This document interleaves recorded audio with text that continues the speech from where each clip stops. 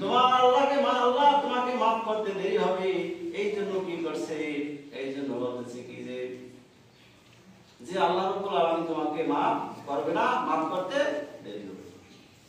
এখন উনি চিন্তা করতেছে আমি 99টা পর্যন্ত হত্যা করেছি, আর ওনাকে দিয়ে 100 কি করে পুরাই, ওই হুজুরি করে সে কতল করে ফেলাইছি, বাড়ি গেছে ঘুমাইছে, আবার অনুশোচনা দর্শে আমি কি করলাম, কত বড় একজন হুজুর তাকে হত্যা করে ফেলাইছি, 100টা করেছি, কয়টা? 100।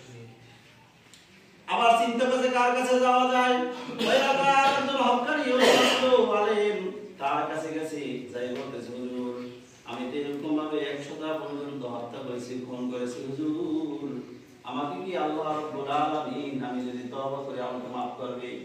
আল্লাহ বলে হ্যাঁ, তওবার দরজা তোমার যতদিন পর্যন্ত পশ্চিম আকাশে চাঁদ না উঠবে, সূর্য না উঠবে, ততদিন পর্যন্ত তওবার দরজা তোমার জন্য কি খোলা, বান্দার জন্য খোলা। তুমি তওবা করো, আল্লাহ তোমাকে maaf করে দিবে। উনি এরকম ভাবে সন্তুষ্ট হয়েছে যে আমার তো maaf হওয়ার একটা আশা আছে। হুজুর বলছে কিন্তু তুমি তোমার এলাকায় থাকতে পারবে না, যে এলাকার মানুষ পরহেজগার সেই এলাকায় গিয়ে তোমার বসবাস করতে হবে। কি তুমি এলাকায় থাকতে পারবে না, তওবা করে কি করতে পারবে না?